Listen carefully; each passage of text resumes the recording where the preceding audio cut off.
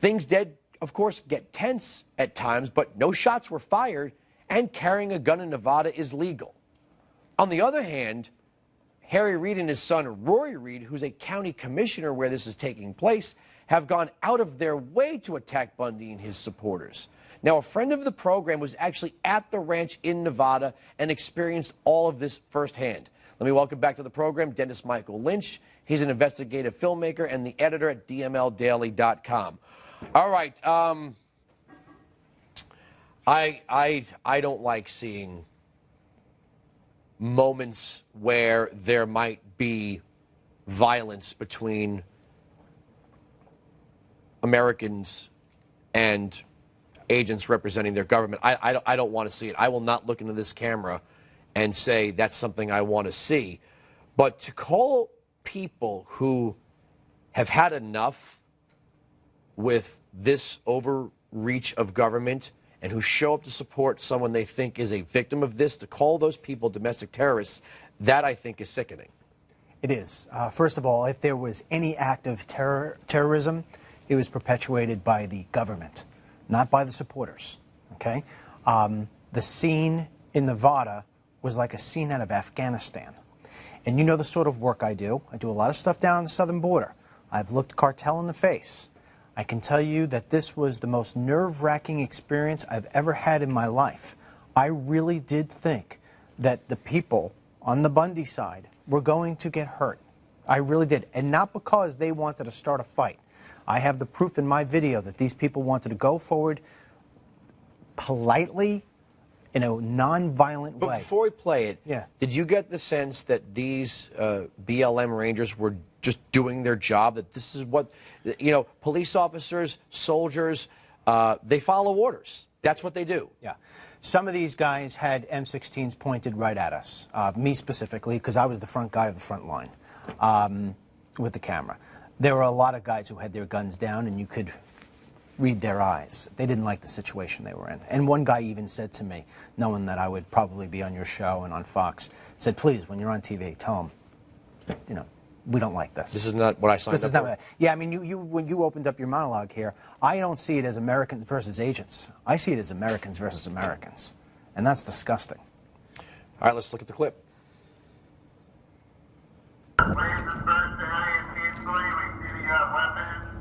I have no weapon. Are you really going to shoot these people if they move forward, yes or no? If you know, you shoot. If you shoot me, you shoot. I got no gun. Move back now. I'm asking you one question. Well, I mean, that's pretty standard law enforcement, you know, move back, disperse. You can't be here, you know. Mm-hmm. Well, what happened was that the ranchers and women and children, they, you know, when I say children, talking teenagers, they all took a knee and they started praying. And I could hear it in their voice. Wait a minute, what about that? What about the guy who said that was part of the plan? No, that's BS. Okay. Listen, was that guy not a representation? Because I just, you know what? I don't want to believe that we would ever side with people who would use women or children or teenagers. We've known each other for a while now. Yeah. You know I'm a straight shooter. We're not the Palestinians. No. We're not Hezbollah. I don't know what that guy was talking about. I'm not going to denounce him. I don't know. Maybe he had his own plan. You see in that video right there's no question. I am the first person. And I went forward because I said, these people are willing to die to get those cattle, okay? And I didn't want to see that happen. When I was in that group of people, they knelt down, they said a prayer. It was a very respectful prayer, nothing crazy. Nobody said, let's put the women and children first. Nobody said about, I'll shoot that guy, you shoot this guy. They said, let's just get some courage up and go forward and try to get back that cattle. How were they carrying their weapons? On the side. Were there a couple of guys up on the bridge who, you know, were maybe bringing it a little bit too far? I'm just playing a little devil's advocate here. If you are in law enforcement, there is a right to keep and bear arms. There's a right to carry arms. But a law enforcement officer is going to raise his level if that weapon comes out of a holster, if it's slung forward, not backwards. So you're asking me if anybody walked up like this? Was anybody carrying forward like they were? The people I were with on the ground who were moving forward, nobody was there using an aggressive sort of gun-style manner. Nobody. And I moved forward first with that camera. I had no gun. I lifted up my shirt. I showed them everything. And I asked them continuously if they were going to shoot upon these people. Nobody would give me an answer. I asked time and time again. You showed a 10-second clip, which really was 10 minutes. I was in that situation for 10 minutes. They never put down their guns. You know, they never answered my question. I said, these people do not want to approach you and shoot. They want to come here peacefully. And yet I couldn't get any communication back. Finally, they just started to fall in behind me, and they started to come up. Now, in this next clip, it says this is about the Metro Las Vegas police? There was, Andrew, there was so many cops, agents, I couldn't tell who was who. But I'm assuming, yes, he meant All right, let's play that Metro second Police. clip. There's no reason for anybody to get hurt, to lose their lives on either side. But it's a possibility. Well, they're just on the phone with Metro. Metro has the word to shoot on the people going up to get the cows right now. Now, well, let me put two things together here. Yeah. The government drew a line in the sand. They said, this is one territory, this is a separate territory.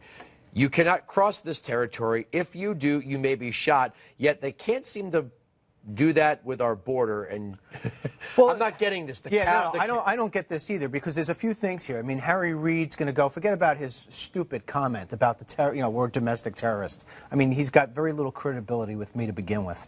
But put that to aside. He says about the fact that we're a nation of laws, that we need to follow them. I couldn't agree with him more. So why does the state of Nevada allow illegal aliens just to come in and take away the American worker jobs?